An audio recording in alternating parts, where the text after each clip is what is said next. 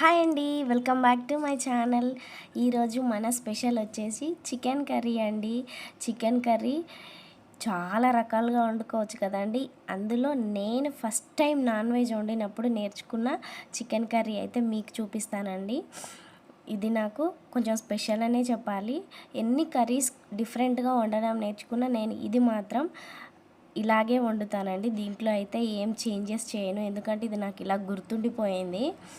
So నేను ఇక్కడ దీనికోసం అయితే స్కిన్ ఉన్న చికెనే తీసుకున్నాను.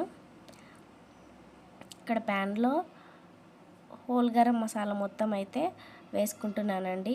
అయితే ఇలాచి ఎప్పుడు వేసినా కొంచెం దాన్ని మనం క్రష్ చేసి వేసుకుంటే ఏంటంటే కర్రీకి ఫ్లేవర్ అనేది చాలా బాగా పట్టుకుంటుందండి.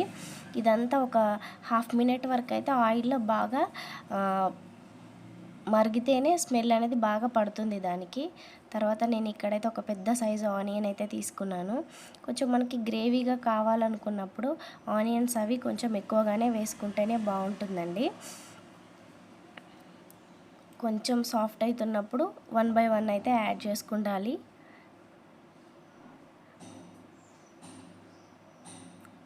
ఇక్కడ వచ్చేసి ఆనియన్స్ అయితే మనకు హాఫ్ అయితే ఫ్రై అయిపోయినాయి. ఇప్పుడు నేను మసాలాలు అయితే యాడ్ చేసుకుంటున్నానండి. పసుపు, గరం మసాలా, ధనియాల పొడి ఇవి నేను ముందే యాడ్ చేసుకుంటున్నాను. రుచికి సరిపడా సాల్ట్. ఈ మసాలాలు ఏవి మాడిపోకుండా చూసుకోవాలండి. కొంచెం ఫ్లేమ్ అనేది మీడియం టు లో ఫ్లేమ్లోనే ఉంచండి. ఇవన్నీ కలుపుకొని కొంచెం వేగే వరకు. సో కర్రీకి సరిపడా అల్లం పేస్ట్ అండి.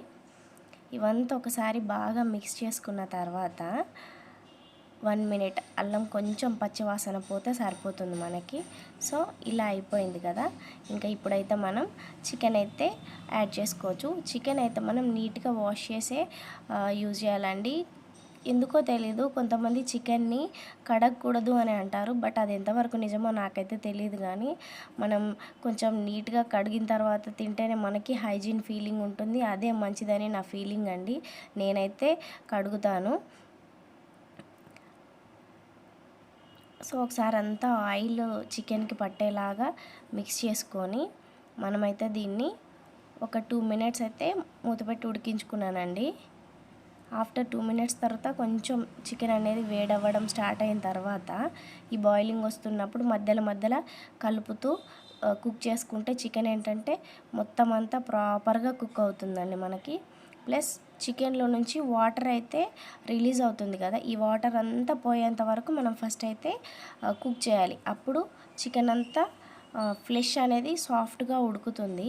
బట్ బోన్స్ లోపల వరకు ఉడకాలండి. అప్పుడే చికెన్ అనేది టేస్ట్తో పాటు మనకు కూడా మంచిగా ఉంటుంది. లోపల సరిగా ఉడకకుండా అలాంటి నాన్ వెజ్ అయితే అస్సలు తినకూడదండి. బోన్ లోపల మనం కొరికినా కూడా రెడ్నెస్ అనేది ఉండకూడదు. అలా ఉడకబెట్టాలి చికెన్ ఎప్పుడైనా. సో నేను ఇక్కడ కట్ చేసిన టమాటాలు అయితే యాడ్ చేసుకున్నాను. ఇప్పుడు కూడా కొంచెం వాటర్ అయితే వస్తుందండి. ఈ వాటర్ పోయేంత వరకు ఉడకబెట్టామంటే సరిపోతుందండి. చికెన్ అయితే లోపల వరకు సూపర్గా కుక్ అవుతుంది. నేనైతే మళ్ళీ మూత పెట్టుకొని ఒక 2 నిమిషాలు అయితే కుక్ చేసుకుంటున్నానండి. ఇప్పుడు వాటర్ రిలీజ్ అయినాక చూసారా, మళ్ళీ కొంచెం వాటర్ అయితే ఫామ్ అయింది టొమాటోలో నుంచి వచ్చిన వాటరు.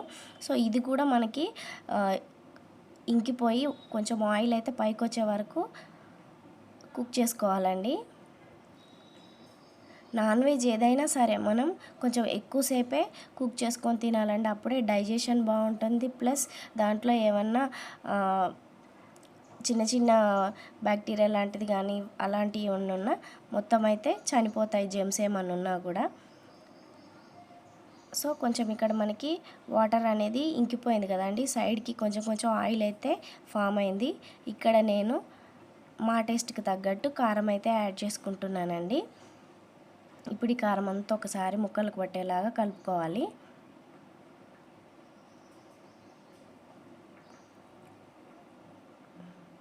ఆయిల్ అంతా రిలీజ్ అవుతుంది చూసారా. ఫస్ట్ ఆయిల్ కొంచెం తక్కువే అనిపించిన, ఇది విత్ స్కిన్ కాబట్టి ఆయిల్ తర్వాత అయినా ఎక్కువనే వస్తుందండి. అందుకే ఆయిల్ చూసి యాడ్ చేసుకోండి.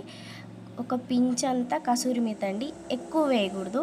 మళ్ళీ ఈ టైప్ ఆఫ్ కర్రీకి టేస్ట్ అనేది వేరియేషన్ వస్తుంది. జస్ట్ కొంచెం వేసినట్టే వేసాను నేను ఇక్కడ. ఇక్కడ వచ్చేసి కట్ చేసి పెట్టుకున్న పుదీనా కొత్తిమీర అయితే యాడ్ చేసుకుంటున్నాను.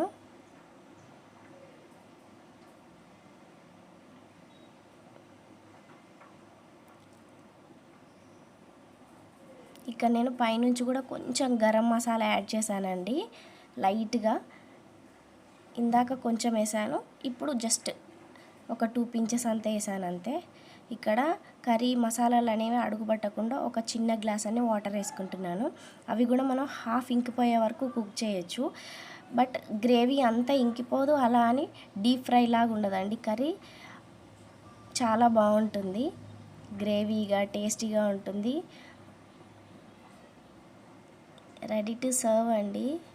ఇందులోకి నేను జస్ట్ 2-3 చుక్కల నిమ్మరసం పెట్టుకొని, మరీ ఎక్కువ అయితే కారం అనేది తగ్గిపోతుంది, కర్రీ అంత టేస్ట్ అనిపించదండి. ఎక్కువ వేసుకోవద్దు, జస్ట్ 2-3 చుక్కలు సరిపోతుంది.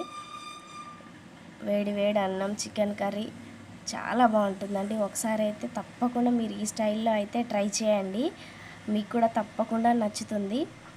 ముక్క కూడా చూసారు ఎంత సాఫ్ట్గా అంటే సాఫ్ట్గా కుక్ అయిపోయిందండి. Thank you for watching. Please like, share, subscribe to my channel.